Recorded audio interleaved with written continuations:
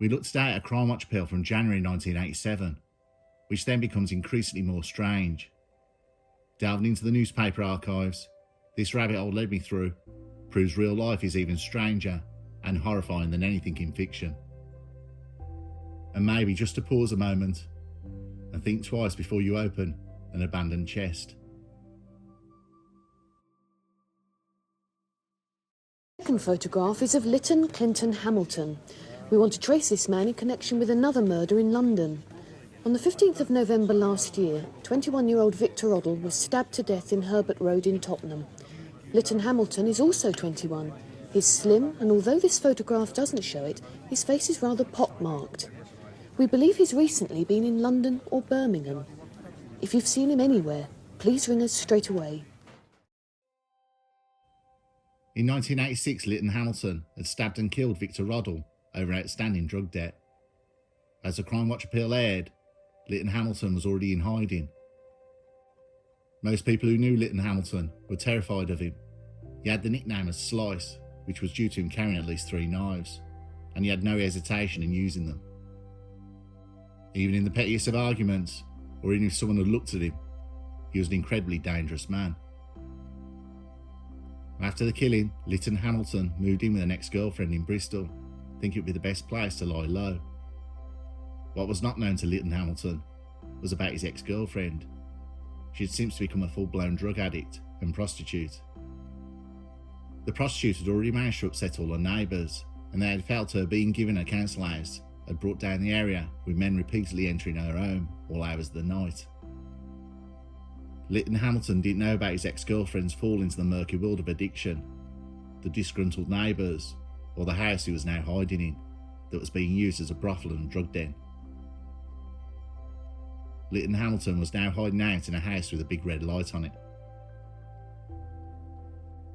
When an argument happened on the doorstep at 12:30 AM between the prostitute and a punter who had been banging on the door and refused to leave, Lytton Hamilton decided to get involved, dressed in trousers with no shoes on or a shirt. A shoving and shouting match occurred. The neighbours, sick of the constant trouble, phoned the police. As soon as the police turned up, in which was under 5 minutes, Lytton Hamilton, half dressed, ran in one direction, and the punter ran in the other direction. The 2 police officers lost Lytton Hamilton through the alleys next to a park, but they arrested the punter for disturbing the peace. He was later let off with a warning. While at the address, the one police officer was bombarded by a group of angry neighbours, but the other officer noticed a very distinct red Golf GTI that had belonged to the murder suspect Lytton Hamilton, and that was mentioned in the police shift briefing. The officer called in the plates, and they were false and belonged to a Vauxhall Cavalier. The police set a trap believing he would return, as he was half dressed and had no belongings. The police's hunch worked, and just as the sun began to rise, Lytton Hamilton re-entered the house. Police then swooped on the address and arrested Lytton Hamilton for murder. The trial commenced, and incredibly the only witness to the murder of Victor Roddle had vanished. The other evidence was deemed circumstantial, and Lytton Hamilton, unbelievably, was acquitted of murder. In April 1998 in Tottenham, London, Lytton Hamilton had relocated, but had not changed. 11 years later, he had become a dealer and an addict, and fed his addiction by dealing and petty theft. Laura Ellis was 30 years old, a mother to a 5-year-old girl. Though a functioning addict, she started buying drugs off Lytton Hamilton when her regular dealer disappeared. Lytton Hamilton had managed to get into Laura Ellis's life by constant bullying and threats. He would constantly take money from her and anything else he wanted. At one point he held a knife to Laura Ellis's daughter's throat. He would turn up at her flat, the constant bullying, even when she'd met a new boyfriend, and the abuse would continue. Laura Ellis's boyfriend, Richard Gilbert, who was 29 years old, was also a functioning addict. Richard Gilbert was angry with the constant torment Laura Ellis had received, realising Lytton Hamilton was absolutely deranged and wouldn't think twice about hurting both of them. But when he heard about Laura Ellis's daughter being threatened, the anchor boiled over, and the two devised a plan to get rid of him once and for all. Richard Gilbert had come back to Laura Ellis's place with Lytton Hamilton to shoot up.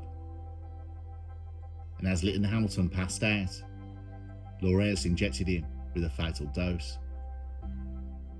Richard Gilbert believed the dose wasn't working fast enough, and that he may wake up. Richard Gilbert took a knife out of Lytton Hamilton's jacket and stabbed him 6 times in the chest. Lytton Hamilton was dead. The couple hid the body in a wooden chest. Lisa Ellis kept her bed sheets in, and when the smell over the next week from the chest became too much, they moved the chest into an abandoned bungalow nearby that had been torched many times in the past by kids. They hid the chest under the debris of the burnt-out building.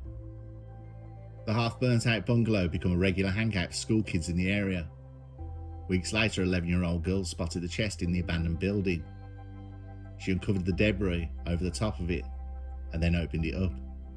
And then the horrifying discovery was made. The couple went on the run to Bristol, where they confessed to a friend they had slaughtered a man. The police finally caught up with Richard Gilbert and Laura Ellis.